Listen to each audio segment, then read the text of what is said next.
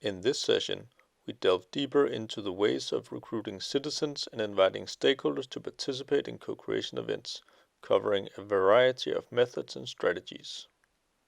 In the previous sessions, we have talked about why it makes sense to involve citizens and various types of stakeholders in a co-creation process.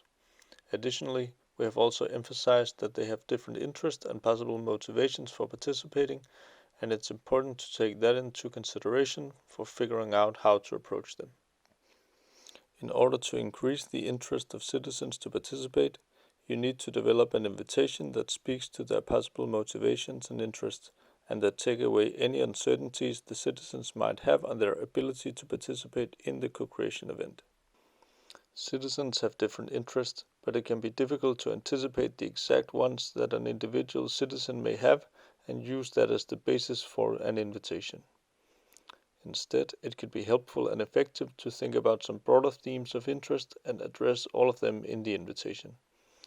Applying such a scattergun technique will make it more likely that your invitation at least addresses one of the citizens' possible motivations for participating in your co-creation event. We mentioned the following themes of interest in a previous session. Some people are interested in technology, namely in measuring and sensing the technologies used and the science behind it. Some are, for instance, interested in the environment. They want to act on their concerns. They are motivated because their participation could lead to better environmental outcomes. Some are motivated by participation. They want to become involved in the political or democratic process, or just want to become acquainted with people in their city. We will now go through an example of an invitation we developed in GoNano that addresses all of these possible motivations. During October and November 2018, around 150 citizens in Spain, the Netherlands, and the Czech Republic will have a chance to contribute to co-creation of nanotechnology products, and you are invited to be one of them. The sentence highlighting the possibility to contribute addresses citizens motivated by participation. Together with about 50 other citizens in country X, you will meet for one day and discuss your ideas, concerns, needs, and suggestions for future nanotechnology products in the area of X. The aim is to collect your feedback, with which scientists and stakeholders will consequently work with to develop products reflecting your opinions. Here, both participation as a motivation, as technology interest, and as interest in a topic is highlighted. Finally, the sentence. You do not need any special knowledge about nanotechnologies in order to participate. The idea is to bring views of ordinary citizens to the process of product development. We will prepare you with basic knowledge before the meeting. That sentence addresses uncertainty on the part of the citizens as to if they possess the needed knowledge for taking part in the event. Apart from the three different aspects that could motivate citizens to participate, cost or travel could also be a concern or reason for citizens to pass on your invitation. Therefore, you must let them know that you appreciate their time and you will cover travel costs. In addition, you should explain to the citizens you invite how you will confirm their attendance. Your attendance at the citizen workshop is remunerated by X amount. Your travel cost will be reimbursed. Please let us know by date X if you would like to participate. On the next page, you will be able to read more about the entire project, the meeting, and enrollment procedures. When recruiting citizens, you need to think about the sample you want to obtain. Do you need your sample to consist of people in a certain age category or spread across age groups? Do you need men, women, young people? How diverse do you need your sample to be? When considering, for instance, diversity, think about how multitudes of social identities intersect with each other. Intersectionality is the interaction between gender, ethnicity, and other categories such as sexual orientation, age, disability, and so on, and the outcomes of these interactions in relation to power structures and oppression. What do you need for your purposes, and what mix of criteria would give you the ideas, knowledge, and inspiration that you're looking for? There are several ways in which you can recruit citizen participants. Here we will go over and introduce you to a variety of recruitment methods that were considered in the GoNano-project. You need to think through what you will do and plan with a budget your strategy before you initiate the recruitment process. Invitation letter or email. First of all, you may send letters by post or email to invite citizens. Addresses may be obtained from a national or regional central registration office. The advantage of this method is that the registration office can draw out a large representative set of citizens and their addresses. Depending on your criteria for the sample of citizens you would like to involve, this feature can be a big advantage. However, the downside of using letters and emails as invitation formats is that only a small part of the invited citizens will actually respond to your invitation and agree to participate in the end. Using a market research company. Another strategy is hiring a market research company to recruit the citizens for you. The advantage is that the market company can provide you with the size and composition of the citizen sample that you aim for.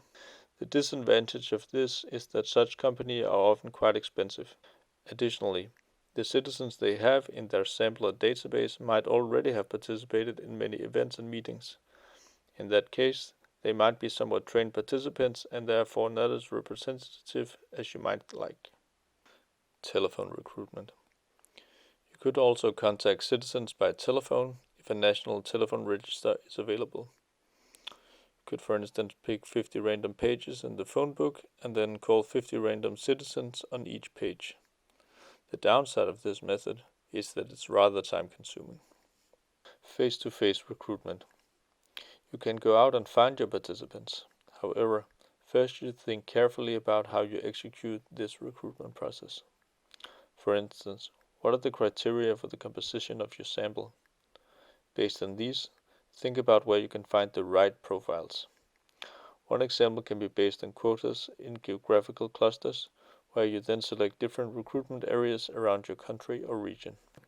You could, for instance, pick 5 different geographical regions, and within each region, you could pick 2 random schools, 2 random hospitals, and 2 random shopping malls. For each setting, you aim at getting as many people as possible to sign up for participating in your co-creation event. Similarly to the telephone strategy, this recruitment strategy is also rather time-consuming. Snowball sampling. This recruitment procedure could be used in a geographical area where you do not know how to get in touch with target groups of citizens needed for your co-creation event. You could, for instance, invite 3 people and ask each person to make 3 copies of the invitation letter for them to give to 3 people they know, who will then do the same. Using this method, the sample group appears to grow like a rolling snowball. However, the snowball strategy has the disadvantage that citizens might only invite the same kind of people as themselves. Therefore, you need to pick 3 different profiles at the start of your snowball, and possibly also stress the importance that your participants should invite citizens with background and characteristics that are different than their own. Advertising. Finally, you can advertise in different media, like newspapers, radio, social media, and the like. If choosing this recruitment strategy, pay special attention to the fact that advertising is often expensive, but that you can reach different target groups by advertising in different kinds of media and media that covers different groups of the population. Just remember that you need to think about how you confirm participation and ensure the composition of your sample according to your criteria. These are some of the different ways you can recruit citizens. Of course, you can combine the different recruitment methods and strategies as you see fit. In GoNano, each of the pilot partners use different combinations of the methods for the recruitment of citizens to the citizen workshops and the online consultation in their respective countries. Reimbursement and incentives for participation are important to consider when inviting citizens to participate and contribute to your event. The citizen participants might need to take time off, organize babysitters, or they use their leisure time to participate, and therefore at least travel, any accommodation and catering should be taken care of at your event. In addition, you should consider incentives such as hosting the event in an interesting venue or a space that the citizens could be curious to visit. If it's possible a part of the venue, organize a tour at the end of your event, free of charge for the participants. Reward all your participants with smaller items, like tickets to a movie theater. Run a competition to award participants with smaller items, like tickets to the movie theater or something similar. As we went over in previous sessions, Some stakeholders do not necessarily see participation in co-creation processes as their core business, nor the added value of collaborating with others than the ones they are used to. Therefore, you should consider the following. Analyze and define what is at stake and whether there is an urgency to engage for each stakeholder group. Develop outreach strategies tailored to each specific stakeholder group. Find stakeholders that are interested in collaboration and new challenges. Pay attention to alignment between themes and problem formulations for the co-creation event and the research, business, policy, CSO, and NGO interests of professional participants. Present your invitation as an offer on your side to help solve a challenge of your stakeholder. The invitation could, for instance, include clear and compelling examples of the added value of co-creation and preferably presented in a way of speaking that is recognizable to the given stakeholder. Just as with the recruitment of citizens, professional stakeholders have different motivations for engaging in co-creation exercises. In session 3, we presented generic ideas and possible motivations of different types of stakeholders. You need to figure out what the specific motivations could be for the stakeholders that you would like to involve. In order to do that, you can perform desk research to read about how the stakeholders you're interested in think about or approach the topic, idea, or issue that you would like to take up in your co-creation event. You can also interview your stakeholders to get a better understanding of their problem definitions, interests, and motivations. Once you understand your stakeholders better, you can design your workshop so that it will also help the stakeholder participants address a need, motivation, or challenge that they have. In that way, your event does not just become about the stakeholders helping you achieve something, but also, and importantly, about you helping the stakeholders achieve a goal of their own. When it comes to recruiting stakeholders for your co-creation event, there are no fixed ways of going about this. However, what we can say is this. First, consider the kind of stakeholders you need for your event. If you have a project with political implications or questions, or where policy questions could come up, look for policy experts or decision makers that could help bring these aspects into your co-creation event. Second, design your event so that the stakeholders also take home an outcome that they can use in their own work. It could be valuable connections, new knowledge for their practice, or visibility.